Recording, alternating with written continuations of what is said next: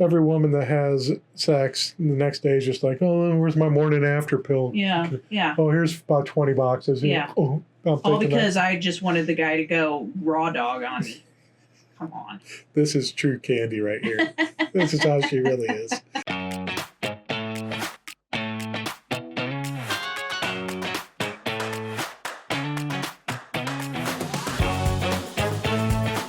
Hi, I'm Dan. And I'm Can. And this is the Dan and Can podcast in our new abode. So, welcome to our new digs. Yeah. How do you like them? It's a work in progress, guys. It is a work in progress. And you're going to have to speak a little louder than that. Your usual voice. Maybe I can pull it a little closer. There we go. Is that better? Yeah, you get better. If you see us looking up at this, we're looking at our screen. Yeah, if you see us like this, I'm watching the monitors. We're new at this new setup. It's brand new. But we're going to catch us in our natural environment. Me crocheting. I'm making a bowl. To hold her weed. I do not smoke weed. Knock it off. You put your weed in it. It's an old Saturday Night Live bit where the guy's selling antiques. Do they put weed in a bowl? It was Rob Schneider was the guy running the antique shop. And people are in there like, oh, what is this? He's like, oh, this is like a Peruvian wedding ceremony bowl. And they're like, oh, that's cool. What do you do with it? He goes, you put your weed in it, man. Everything was you put your weed in it. So, okay. That's for the older generations out there. So, if you appreciate that, then congratulations on being half a century old at least. Wow. I'm there. Yeah, I'm right behind you. I just turned 49. Yeah. So, old one eye working here. Yeah. Got an operation tomorrow. Going to get the cataract removed from my eye. So if you zoom in real close, you might see a little bit of a cloud in there. Maybe you could zoom in on yours. What? Why would I do that? Can you do that? Zoom in on it for him. Probably. Open your eyes big right now. As wide as you can. That's as wide as he can open his eyes. It's as wide as I can. I gotta see. All right. I think I see the number right. So. What? Ask me and I'll tell you. This is. What number are you looking at? You're at how many minutes in? Yeah, so I know where to add you're my like marks. at 2:20. So yeah, you're going to see a lot of how the sausage is made around here with me and my notes and little marks I make and everything, so I know when to go back because I like to make editing easy.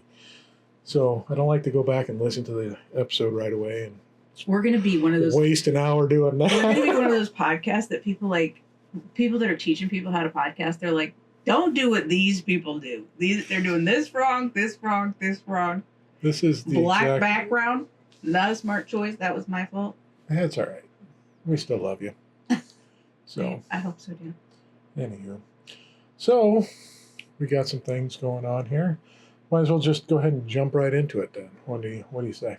Okay. All right. So I'm going to start off. Well, first off, I think we're going to kind of loosen up some of the structure around here with the new format. Instead of, sorry for the inopportune time for a drink, but instead of maybe doing the topical, this is our topic, whether it be purity culture and how we've done or whatever, we're just going to have like a real conversations where, hey, you know what I thought of today? Well, our real conversations where I'm like this. Just kidding. That's about right. That is not true. She's a screen We have angel. both done that to each other, but it is not something like that is, we both don't like that. Uh-huh. Hang on, I'm just trying to make sure.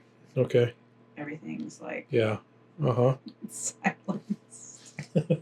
As we both, hopefully you're watching this instead of listening because we're both scrolling as each other one's talking. So we got that going for us. But, so yeah, more like our usual conversations go where it's just random.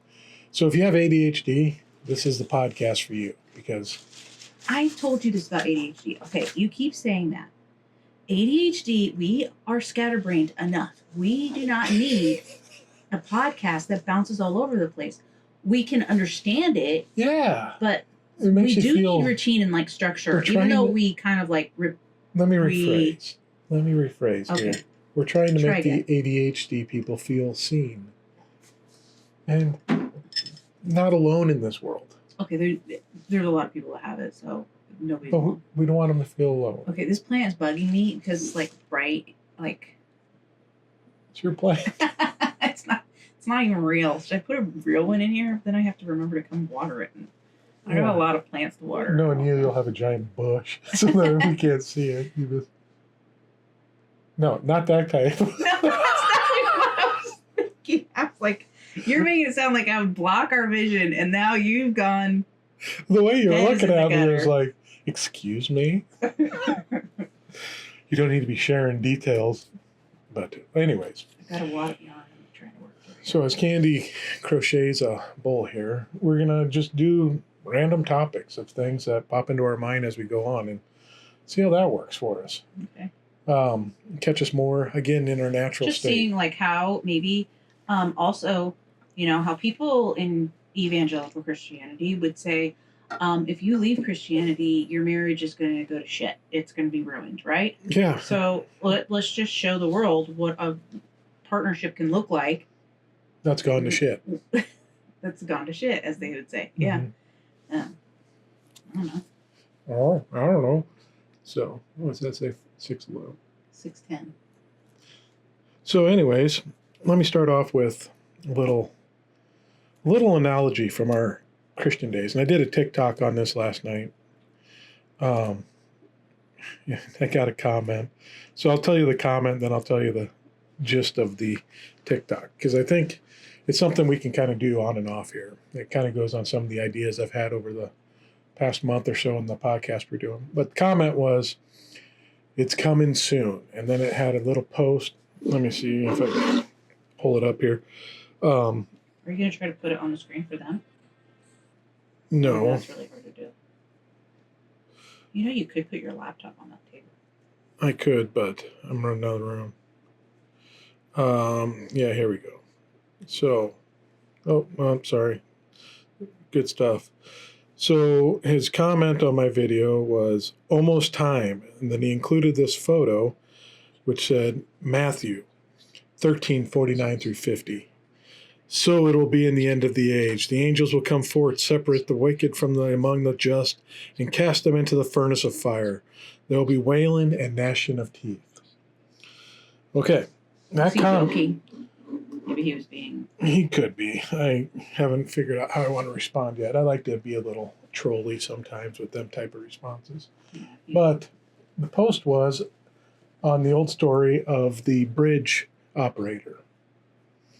So there's a man that operated a bridge, a railroad bridge. And it isn't practical because railroads aren't on movable bridges. They wouldn't sink upright. Okay, I remember this story. Okay. But this was kind of like a drawbridge for a railroad. And there was a train approaching. And this was apparently take your child to work day. So he had his son there. And his son was playing around, and he looked up and saw that the bridge was up, but there was a train coming down the Apparently line. he hadn't taught his sons, not go to certain areas, but whatever. Well, areas where there was a bunch of gears and metal and everything else around that. Or where the bridge drops. Yes. And that's where his son was playing. Oh. And he didn't have time to run out and save his son. He had to make a decision. Do I sacrifice my son and watch a trainload of people perish? Or do I make the ultimate sacrifice and sacrifice my son and let the trainload of people survive? Is the one better than the many, or the few better than the many?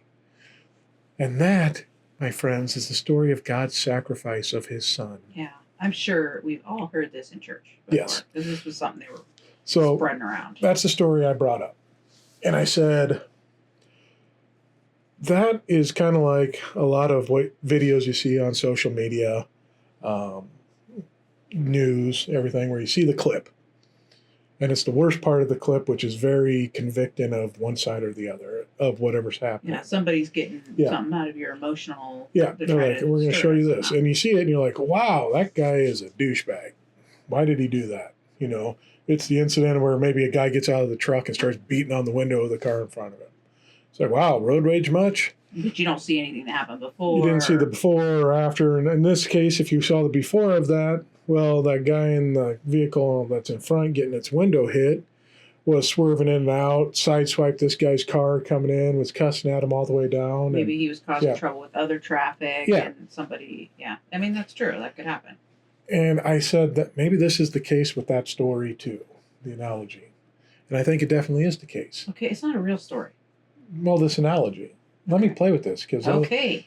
this is something we can do now. We can take old Christian stories and analogies we had and say, okay, that's one scene of it. Let's look at Let's it. look at the whole All picture. right, fine. I'll go. So on this, the whole picture is that this wasn't just an ordinary bridge operator. This was the railroad magnate that had fun operating this bridge on his railroad. And he created the whole railroad. And he created the train. And he told the people... And he created the maps and the routes and all of that. And he told the people to get on the train, knowing that there was this bridge that could... And he also failed to tell his son, don't go there. Yes, exactly. And he created all this stuff beforehand, put everyone on the train, on the track beforehand, tempted them into it, or let someone else tempt them. A test. Mm-hmm. Oh, you have to get all the way over to... you're in Philadelphia right now, and we need you to get all the way over to Los Angeles. And you could go and walk there, but look, here's a train. Well, you shouldn't get on the train, but I need you to get to Los Angeles from Philadelphia really quick. And then someone comes along and says, hey, why don't we hop on the train? We'll get there. We'll have plenty of time to be there. And then you got on the train because that sounded like a good idea. You're using technology and advancements and everything that was available to you, that was made for you by this creator of everything. Who knows everything and is all powerful. Yeah. And then you hopped on. Okay. Now you're on the train. And then you're going down the track, and he decided, oh, here's my opportunity. I'm going to bring my son to work today. And I'm going to put... maybe sprinkle some candy underneath the bridge. I mean, at this, this kid. Okay, first of all, the kid to be playing would have to be pretty young to play like that. Like I'm imagining playing with little toy trucks or something, right? Or like stick and rocks. Or a toy train. Or a train. But he's not like. I'm not picturing a teenager. I'm picturing a little kid, right? Yeah. And it didn't in the story. He does he holler at his son to move? Couldn't hear or something like that, because I think there were questions that have been asked by people. I mean, this analogy definitely falls apart. But the full story is everything was created by the bridge operator. Yeah, exactly. So, and then he knew this was going to happen someday, that his kid's going to be there, because he probably already knew his kid loves playing underneath the bridge. And here comes the train. Oh, no. Look at me. And his dad, knowing when the train would arrive, should have gone and made sure his son was in because the train, he operates the schedules of the train and everything else. So this guy's kind of a neglectful father. He's not really paying attention. He's more than that. And we'll get into that here in a little bit, what kind of father he is. So he sits in this thing and crushes his child so he can save the many, and weeps for his child so much. And then he wants the many to praise him for what he did. Exactly. So what kind of personality is this guy? Because in the Christian story, he is so selfless and so loving that he's going to give everything for you, even his own son, to save you. Yeah. But the truth of the matter is, just like God, he created every incident coming up to this point. He created this scenario. He is that guy that created a horrible scene so that he could be the one to come in and save. He's the guy that, what show was that? Can't remember. Maybe it was, can't remember, it was a teenage show. Oh, I think it was a British one where the kid got it was family show. Modern Family. Where, I think it was Modern Family, where he put out the fire in the classroom, and he got the award as the humanitarian of the year. The teacher, the dad? No, the kid, the son, Luke, I think it was. I mean, it could be the wrong show, but the scenario fits here. So the kid put out the fire, and everyone's praising him for saving the school. He put out the fire. It was wonderful. And then you come to find out he's the one that was messing around and started the fire in the trash basket. So he created his own problem. He created his own tragedy and then was the savior of it. You know, hero complex completely. And this is honestly the imagery of God in the world. He created all this mess. He created the first temptation and put it out there in the tree and made it delectable and lovely so that the people were easily tempted by it, especially the ones of this persuasion. Yeah, all you Christian men out there know what I'm talking about. Okay, you know what? The woman was deceived. The guy was just like, he just took it and ate it. Fellas, you understand why, right? Yeah. Your wife says something, But then you're they going to use that listen. and they'll be like, oh, that's why women get easily deceived. Men don't. Bullshit. We just get persuaded by the power of the woman. Oh, yeah. He'll just be like, I'm going. I gotta go with her. Oh, you're pretty cute. Okay. I'll eat your apple. Well, and then the guys go, well, then we got to shame you because you have this power over us we don't like. You know what I'm saying? Yeah. Yeah. Anyways, go ahead. But it really speaks to the character of God when you look at the whole scenario of things. Narcissistic, savior complex, just if you knew a person like that you knew and caught them creating issues and then being the hero to solve the issue, what would you think of that person? And once I figured out that they were causing the problem, Yeah. and then they wanted to be praised for it. Yeah. That's over the Get top for me. accommodations Like and everything the kid who started the fire in the story you were telling, and then he puts it out, right? Yeah, he ended And up confessing at the end. Yeah. That would be more appropriate rather than like praise me for what I did. Yeah. Like that, then I feel like that's mental illness. It is. But that is the Christian God we used to follow. And that is the full story of what happens here. It's not just this one little isolated, I sacrificed my son. You created this whole headache through everything. And we're supposed to think, oh, what a benevolent God that we have that would sacrifice his own son. Fuck that. You created this whole issue. You allowed it to happen. Yeah. This is your grand plan of doing things so that you could get even more praise and worship heaped upon you. Yeah, this is like the and to be fair, I don't think that's what the story really is at all, but that is what you're told in evangelical Christianity. Oh yeah. And not even that. The people in the other train or in the train are actually like, think of them as like the worst of the worst criminals, like people that are in the Epstein files. You know what I'm saying?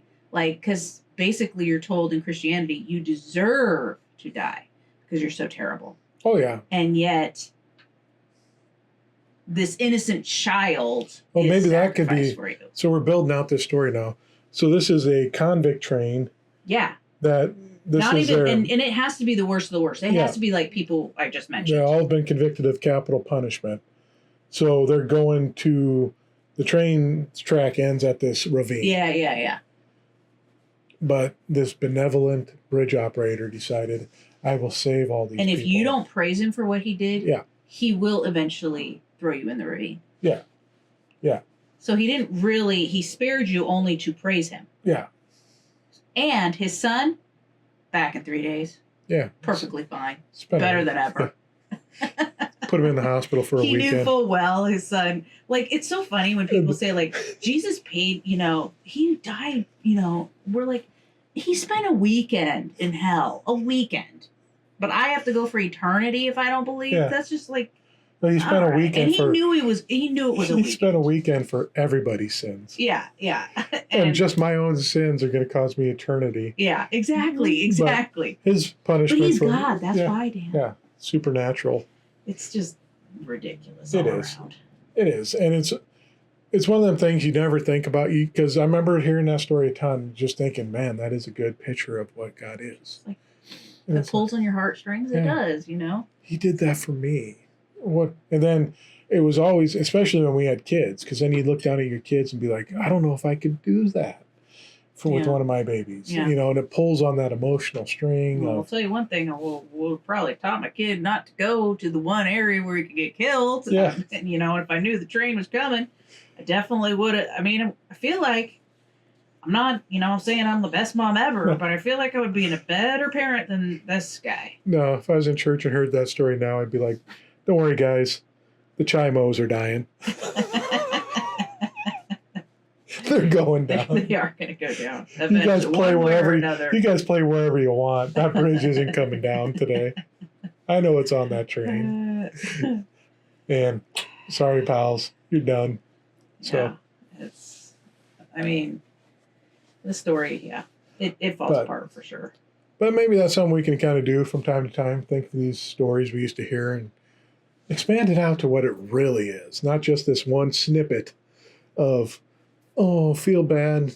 Look how benevolent and wonderful and that is he is. an understanding that is a move that is done to get you into an emotional, like if you think about church, gosh, it's been so long since we've been to church, but they would sing these songs and get you into this emotional state before the preacher comes out, right?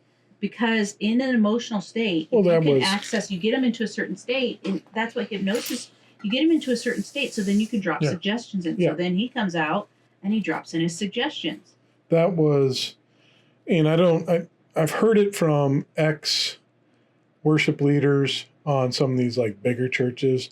Can't remember which ones, but it'd be ones like Bethel and that, that would say exactly that. The preacher would come up to him and say, this is the tone and mood I need set.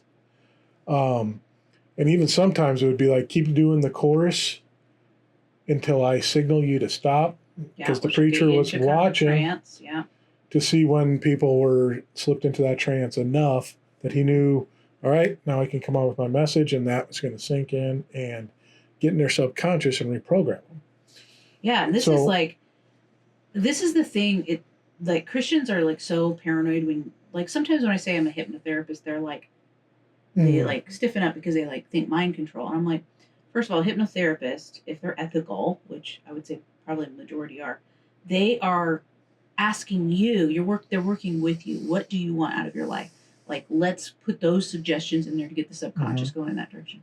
When you go to church, you are being hypnotized without you knowing it. And it feels natural. You don't feel like you were hypnosis is not like some weird, you can have different experiences, but it's not, you go in and out of hypnosis regularly throughout your day anyway. So in church, they're doing it, and then they're dropping in like guilt, shame, things that they can motivate you with, and then now you're programmed, and you do that to little kids from birth on. It's all a contrived scheme. And this is why, control and manipulate, and to, just it's planned out perfectly on how to do this. I mean, just think about how you felt leaving church a lot of times. And I can think of specifically different seasons. You left church on Easter, you were elated and joyous.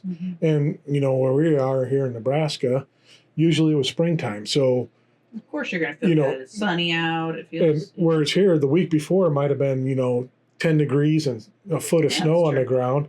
And then Easter Sunday, 6 days later, is 60 degrees and sunny, and flowers and birds and everything else like that. Everybody's dressed up, and then again, some Easters have been 30 degrees and snowy too. But still, it has a freshness to it, right? But you leave that service and you were elated. But the services leading up to Easter was very convicting, especially in the Catholic Church, because we had Lent. Yeah, and Stations of the Cross every Friday, stuff like that. What does that mean? Like, you go around and pray certain prayers at every It was the road to Gethsemane. Or, no, not Gethsemane, Golgotha. Golgotha, okay. Yeah, and now where he was crucified. Yeah. We've been out of church so long, we can't even remember. The hill where the crosses were at. His journey up there, and then the final moments. Yeah, it was Gotham. Jesus is Batman. Jesus. Remember when our daughter said, Albert, is it Albert? Alfred. Alfred is Batman's slave. She's like 5, just sitting there watching Batman, and she's like, Alfred is Batman's slave. And we were just still laughing. We were like, Mm-hmm. I know. That checks. I mean, So yeah, the different seasons you'd be in, you would have different, feelings leaving the church. mhm, And I even remembered, preachers saying, if you don't leave the service feeling convicted, mhm. I didn't do my job today. I remember thinking like when we were at the church we were going to before we went to that very fundamentalist church, the small one. Yes. Okay. I remember thinking, because they were getting in our heads a little bit, that the church we were at was like too fluffy. We weren't learning anything, but I just remember being like, I'm not being convicted. Oh, I shouldn't feel. It was called a seeker church because we weren't getting good meat at that church. It was basically Church 101, where you get the basic message, and you just keep repeating the basic stuff. You're a sinner. You need God. So it's more for like newbies. Christians. Yeah. Okay. Yeah. It wasn't a church you'd want to stay at forever because you'd never grow. You just can be fed milk. I mean, people heard that before. You don't want to be fed milk all the time. You want to get some good, biblical meat in your system. Well, let's just stop on that for a second. What does it mean to grow in Christianity? It means to get in deep, get in there and just penetrate it like you wouldn't believe. Okay, we're back to bush talk again. Pound away at it. Sorry. Eventually, the revelation will come, and you'll understand it all. No, I don't think. Is that what it is? Like, how do you know? Is it just trying to follow the rules more? I'm trying to think. Like, what I thought it was, being closer. Like, you were always searching and never finding. It was. I think it's more of holier than thou attitude, self-righteousness. Like, I'm more zealous. My church, it goes deeper. It gets, and whatever that may mean. So, I mean, it's going to mean different things.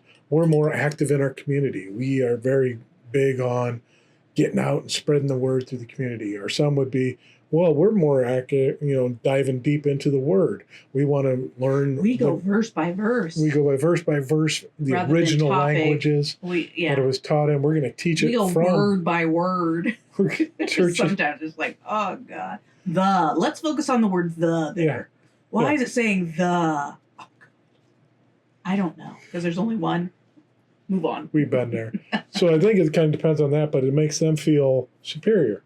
We're doing more than these other churches. And I remember thinking that too. So the legalism. Because in that church that we went to, that was giving us the good meat, was we have the true gospel message. This is what it is. Nobody else does. No one else does. They always add something else onto it, and that disqualifies it. They disqualify the gospel is just this. They told us not to listen to like hardly anybody else.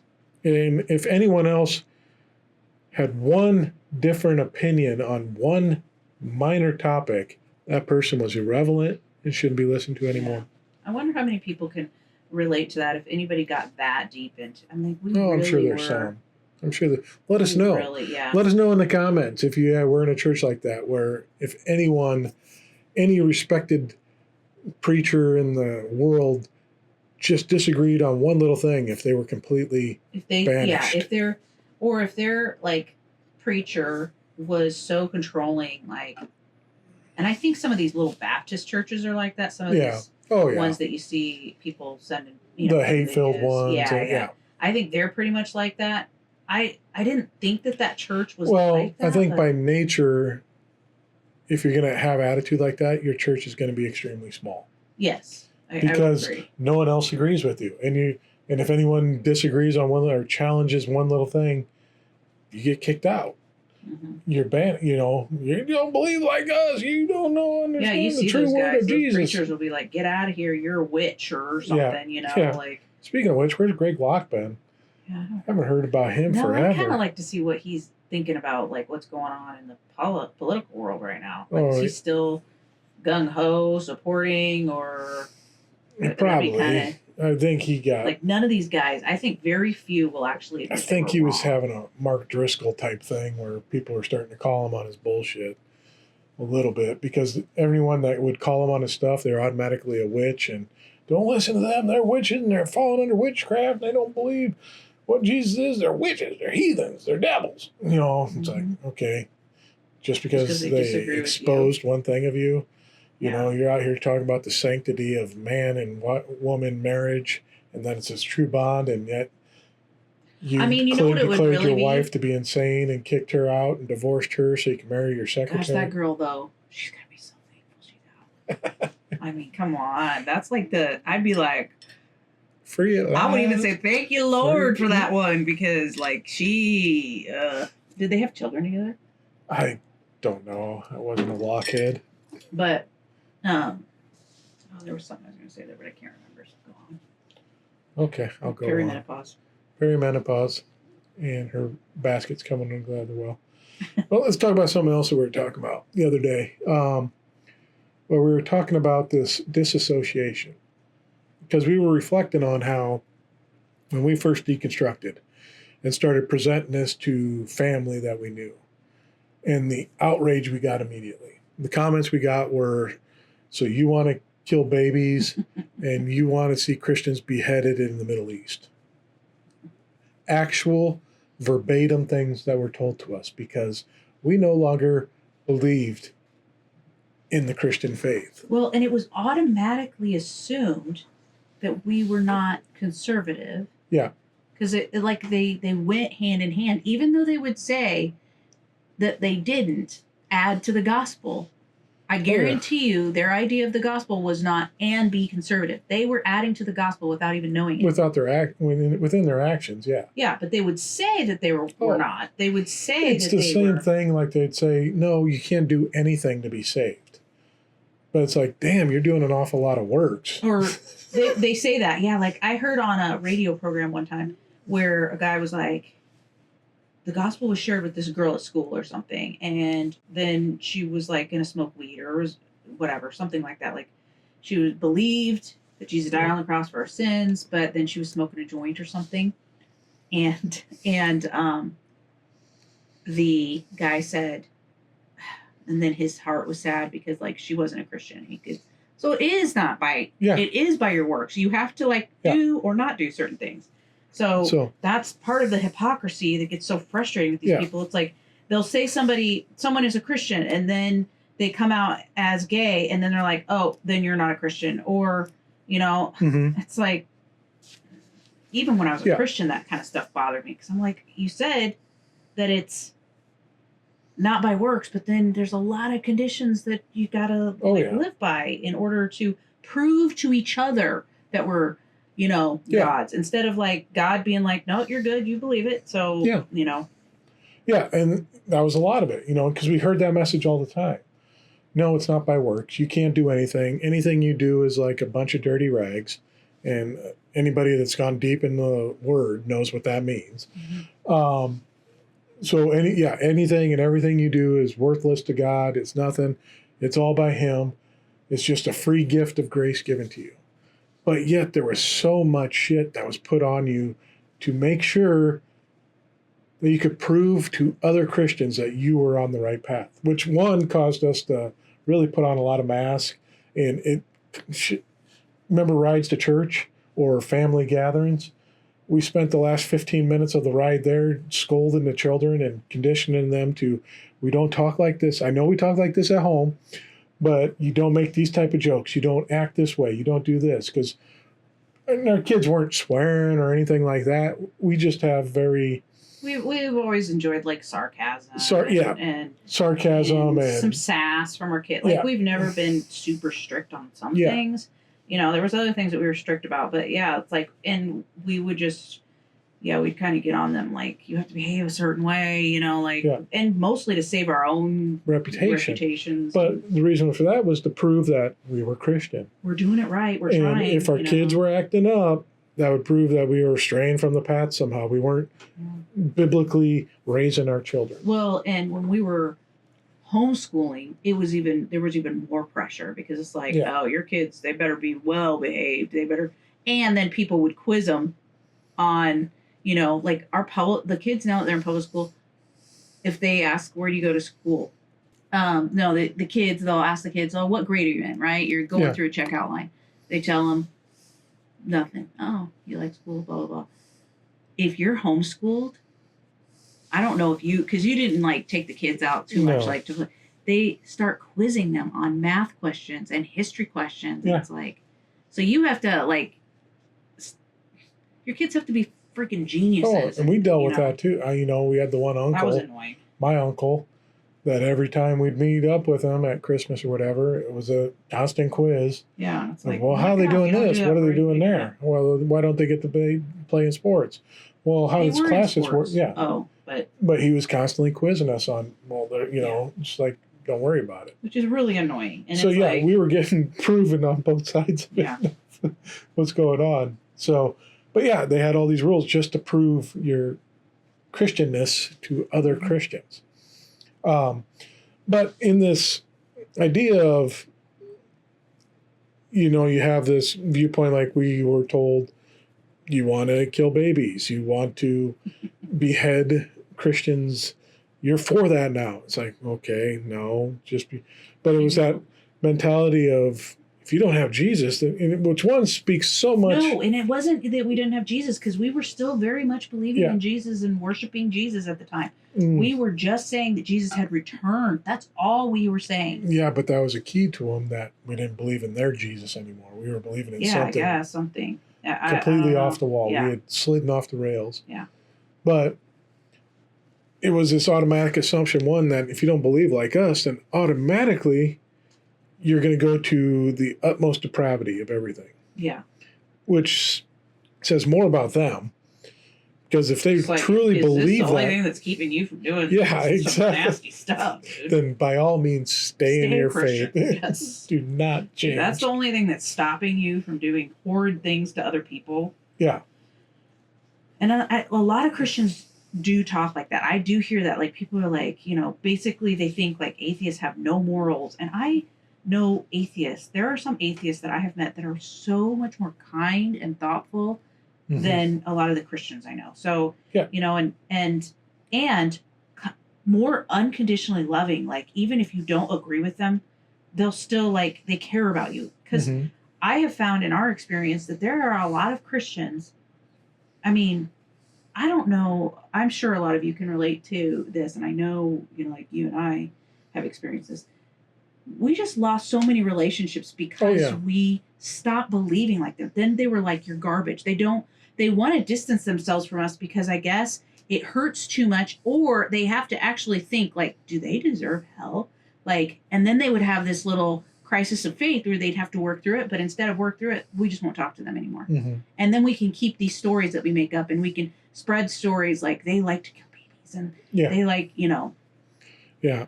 And they're doing all sorts of things. They're probably swinging now. And or they think you just kind of stop being who you were completely. And it's like, no, I'm more who I really am. My personality comes out, and, it's like, I don't know. That's. Yeah. So this is what they think, when you leave. And we start talking about, okay, but think about their politics. You had this conversation with someone in 2016 on that election, and they asked you, who are you voting for, Trump or Hillary? And you're like, I don't know.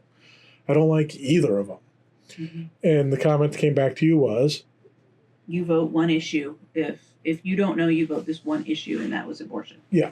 And I was like, right.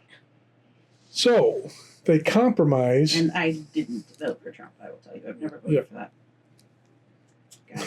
Never voted for that. I said that guy. I was like, how do I want to say this? That person. I find this to be fascinating because of this one issue. And this is, I think, holds true for a lot of people that are MAGA and voted this way, that they will sacrifice all of their moral characteristics for this one issue. Because you look at... And then they'll stand on their high horse like they're superior. They're morally superior because they care about the children. But yet, they have elected people who are pedos into office that are running the country unchecked. Well, let's, before we get any litigious activity at us, there's one of two things. If you're not releasing the files and the evidence and facts of this case, then you're either a pedo yourself or you're protecting pedophiles. Yeah. Neither one's a good There's thing. no other. If you're Explain. innocent of all this and you really care about the children, You're going to get it out. Here it all You want is. them prosecuted. the only thing we're going to redact are the victims that want to be unmentioned. Yeah. In this, everything else is going to be out. The perpetrators need to be known. Here's the evidence. This is what the people want to see. Yeah. We'll protect the innocent. That's how you act if you are not one and you are not trying to protect them. Yeah, if you're not one or you're trying to protect them. Yes. You better say that allegedly. Yeah, allegedly. We don't want to have a lawsuit going against us, our little operation here. Allegedly. We're saying a lot of allegedly. Okay. So. Could you imagine it? But you think about that, because their whole thing is protect the babies. We all about children. And one, in and of that argument, all that they are is pro-birth, because they don't care about the well-being of the child after birth. They don't want any of the programs that would help. Yeah. Because there are children that are born that are not wanted, not because the parents are cruel, though sometimes that is the case, but because either they can't afford them, it was not, maybe it was a case of, a crime was committed that got or just there's a lot of reasons, and it's hard on the child being brought into the world and the parents, and it's not an easy choice, and people are not, they've been convinced, like conservatives have been convinced, and I remember being a conservative and people telling me this, that, liberals and stuff and people who aren't believers are using abortion as birth control. So they're just going out, not protect, very few people are like having no protected condoms. Sex.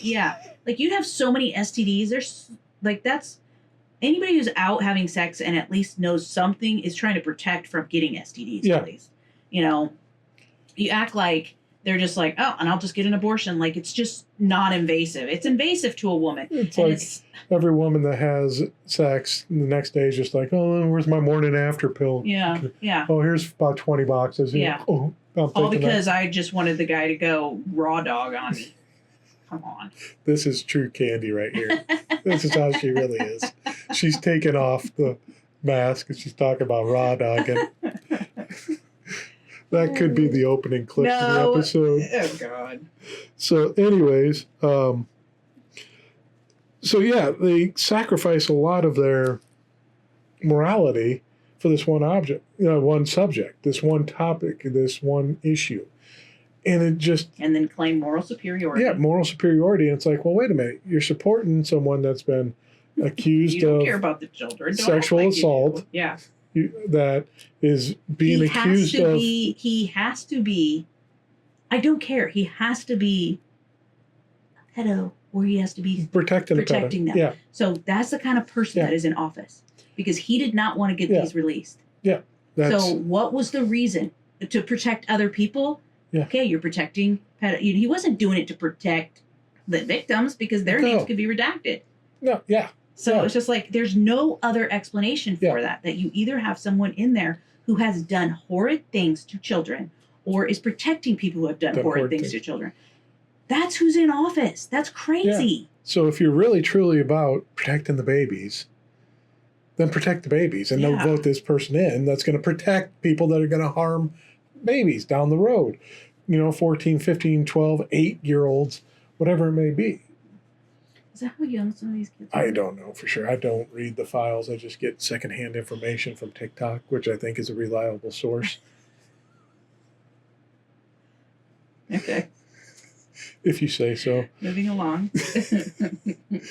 But, I find it very fascinating and ironic that how easily, and this is the case in so many different areas on this, that they can turn a blind eye to all these things going on that would contradict everything that their Bible teaches, their Bible does, and just say, no, because of this one reason, that's why we're going to do this. Because you're electing someone that is the least definition of Christ-like that anyone's ever seen. A con man, philanderer, a rapist. Says he didn't need forgiveness. Says he doesn't need forgiveness, which is totally against what Christianity, at least the version I was taught. Vengeful. And maybe they love him because goes after his here's the thing. enemies. Maybe they love him so much because he resembles their God so much. I mean, you think about it. Their God that they made in their own image. Their God is very vengeful. Yeah. He someone likes does all the things they like. Yeah. Hates all the things they hate. Yeah, he goes after anyone that comes after him and punishes them severely. Narcissistic by all means. He impregnated a 14-year-old. Okay. Was Mary 14? Somewhere in there. She wasn't 18, I'll tell you that much. But God impregnated her. Yes, you got to admit it. He did. So someone that was infinity years old impregnated a minor. Okay, the story's grosser and grosser as you go. But like he matches sat down up. And made up this story. It came before. I mean, it evolved over time for sure. It wasn't an original Christian story. No, it's not. That's not the story of Jesus either. It wasn't an original Jewish story. No. It came. Well, people say the whole Old Testament is pointing to Jesus and stuff, and there's all these Christophanies, but yet the people who are Jewish still today don't think it's pointing to Jesus at all. No, and all those stories, a lot of them originated in other cultures. Yeah. And were kind of appropriated into the Jewish, the virgin birth, and all that stuff was appropriated into the Jewish religion to make him sound more, which was common back then. Hey, we don't have answers for some of this stuff, and well, they have answers, but we're going to make it fit into our gods and everything else. So here we go, and now we have answers for it because these other people discovered it. It's the sharing of information, and that's how they explain the world around them. But it's just fascinating how much these people can just turn a blind eye. Because they don't have critical thinking skills. To anything that they would, if anyone else did this, if me or you did anything that was accused of our friend. Yeah. Friend. The Christians would come unglued on us. Correct? Oh yeah, they wouldn't bat an eye about. They would think we were the most reprehensible person ever, and they would blame it on our unbelief. But these MAGA Christians and Christian nationalists, they know they're doing it, and they blame it on God. Uses the most, even the lowest of people. He doesn't, Well, in this case, it is the lowest fit it of any people. way they can, and they'll use like Cyrus, I think King Cyrus in the Old Testament because he wasn't a Jew or something. And they'll do that because they don't, rather than say, maybe we got it wrong, maybe we were deceived, because I think that's like the lowest thing, right? Eve was deceived in the garden. I think rather than admit they were deceived, they will actually know they're being lied to and stick and just double down. Yeah. Know that they got a scumbag in power, and they'll be like, we'll just double down. And the thing is that this whole situation that we have right now is based off Roe v. Wade. And we were kind of talking about this, and we'll kind of wrap it up here, is because, and I've heard this and I can't substantiate it or know if it's true or not, but it makes a lot of sense, is that power members in the RNC, the Republican delegates, and power members in the Christian nationalist churches kind of met. And they knew we need to get votes. And if we can sway all of the churches to vote down the line for us, because if you think about it, okay, white evangelicals are going to probably be more than likely Republican.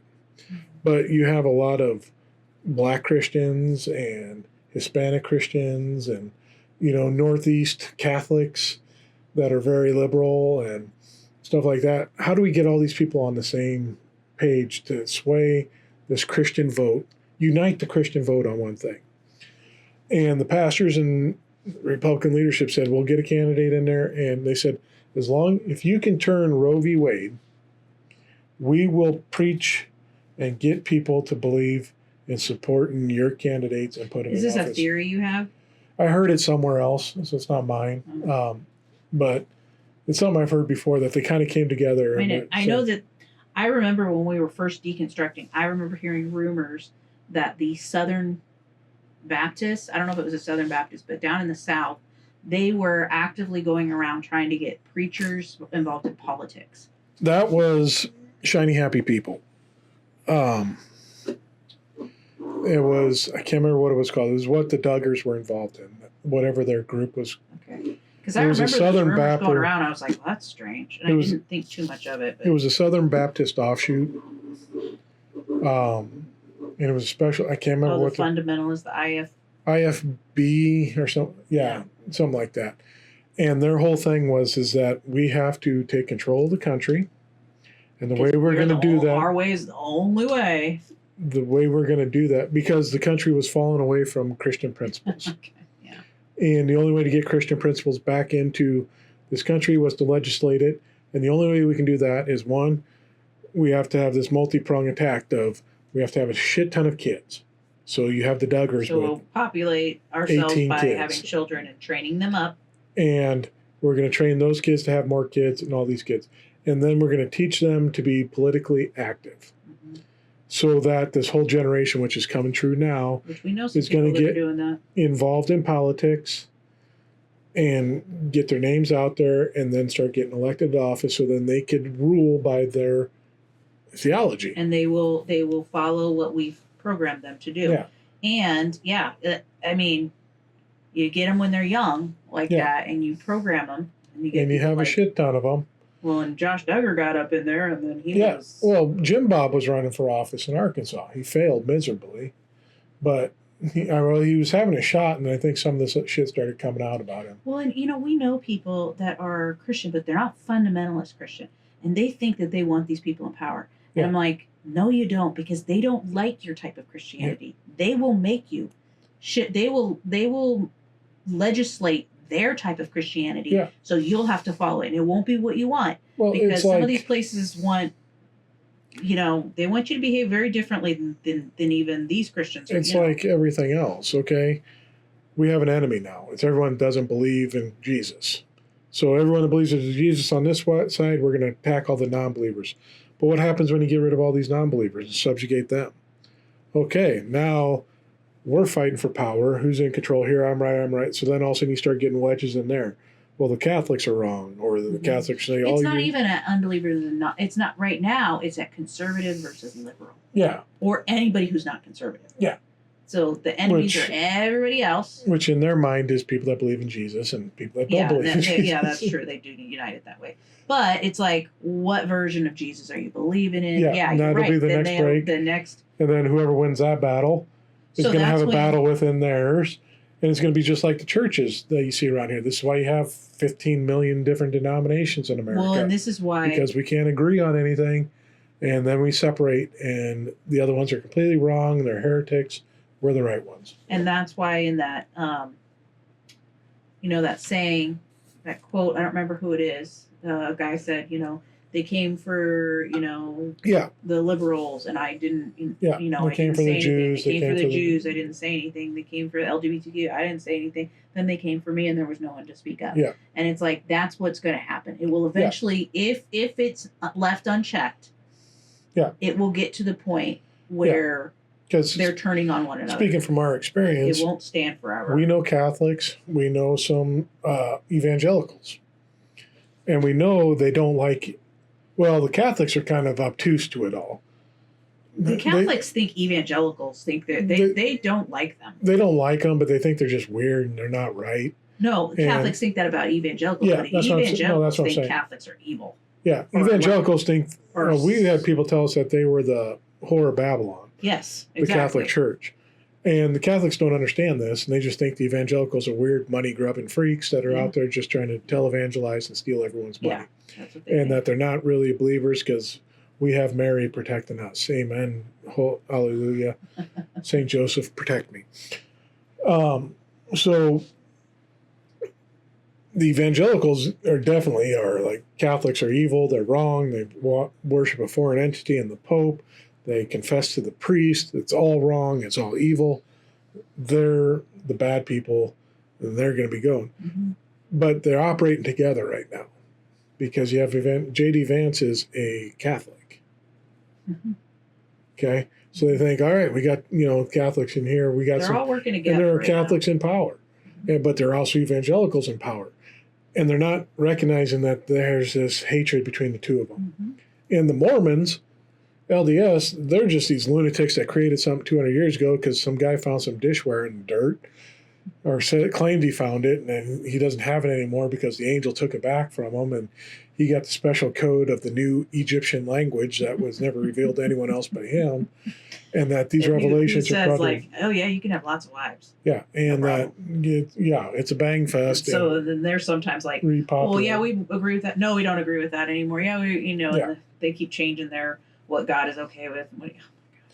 And all of them think, and those three don't agree with each other. And then you throw in Jehovah's Witness.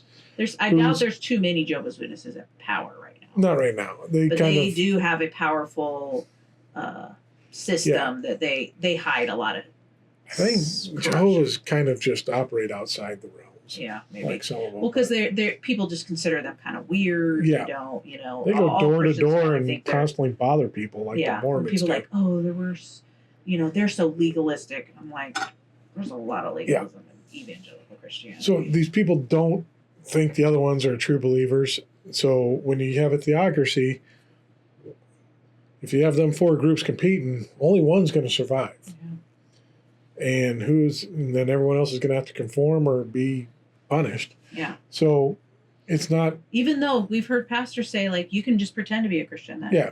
Yeah. So what they would do is just cause you. So one of the things that I think is important to think about is, why are they not just trusting their God? Why do they have to legislate everything? Why doesn't God just take care of it? They're doing all the work. They're not actually these people don't trust in the God that they made up, because either A, they know he's not real, or they know he actually has zero power. He's working through people to make it happen. Candy, you're missing the obvious. That's right in front of you.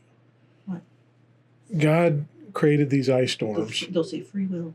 In the South, because he's not happy. He's given us signs that he's not happy. Mm-hmm. And he wants America to return back to the true Christian nation, the only Christian nation in the world that represents him. Come down here and fix it then, if that's what you want. So he is, by sending ice and snow to the South. Okay. Check out different kind of ice. Tornadoes around the Midwest and the South there too. Hurricanes to Florida. It's a clear message. Fires in California. What about when it hits Texas, when that flooding? That's God, because hit those Christian camps. The gay agenda is getting pushed upon everyone. Was that God then? Yes, it is. He's trying to send a message. Did they say it was God when it hit the Christian camps? Yes. I don't think they agreed that was God. I think they were like, that's the devil. It was, because he was saving them young children from what they're having. Oh, yeah. Probably. So he is sending a clear message, Candy, and I'm sorry you just can't see it. I guess not. But that's your heathenism coming out. It's not climate change or anything, right? But, so yeah, they're not going to get along. They're going to fight each other. They're going to go against each other, and one's going to rise up above the other if it keeps going down this path, which it won't, because there's nothing to substantiate it. It's going way too quick for anything to come together, and people are noticing it, and people are saying, yeah, okay, this is getting a little too much here, and we're starting to see some of this shit happening. So they're going to back off, and at least that's my hope and prediction. So anyways. That would be nice. We'll go ahead and wrap it up there. I think we kind of hit a few things there. A little all over. This will be fun to try to write a description for. Yeah, I like to challenge Candy. I'm challenging to her every day of the year, so don't you guys worry about that. Sure. But since we got you here, if you're watching on YouTube, see if I can put it in the right spot there. If you're watching on YouTube, please give us a like, subscribe, and follow. Helps us out a great deal, and we love seeing numbers go up. It's our favorite thing in the world. It makes us so happy. So please smash that like, smash that subscribe. We'd appreciate it greatly. Just punch the shit out of it. Comments we love. We like to know that we'll respond to comments. People are hearing it, and if it's resonating, or if there's something you want us to talk about, or if you want to be a guest, reach out. Yep. we're in a new set, so we'll probably start having guests on soon once I figure out how to incorporate a couple things onto this recording platform, which shouldn't be too hard. Well, and more, Yeah. and what I want to do is more like commentary stuff. Like Yeah, and we'll be able to that's what I incorporate that really too. like to do. We'll probably be doing some video shorts or commentary stuff on the YouTube and see where else we can put it.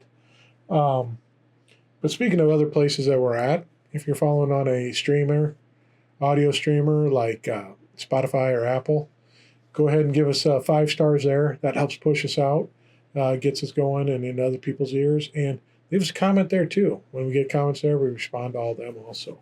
Love comments. We are just whores for comments. Uh-oh. Good time to wrap this up.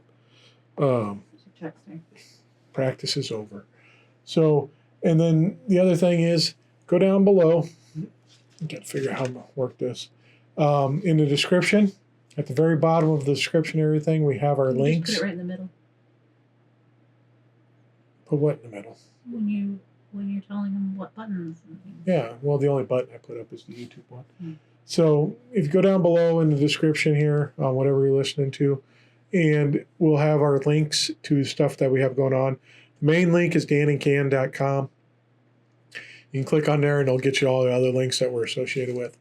But Candy broke out a couple other links in there for some things she's working on, that it's just a shortcut to get to them without going through the Dan and Can website. So you can click on them and get into some of that too. But yeah, check that out and click it. Other than that, if you got through this whole video and episode, let us know what you think of the new situation we got going on here. I promise that I don't always crochet and have a lot of yarn like this, but I'm trying to make some. I doubled up my yarn, so I'm using the 2 ends of the yarn, and it's just creating a tangled mess. So I've spent most of this episode detangling. It's very annoying. This is how Candy operates. this is a picture of her. Just this is my mind. This is her brain. It's just a bunch of tangled spaghetti, as James Dobson would say. I don't think that was James Dobson. That was the Venus guy. Venus and Mars. Oh, penis and pars. Okay. So, anyways. Time to end. Time to end on that. So, hey, you guys have a blessed week, and we'll see you next time, sinners. Bye. Bye.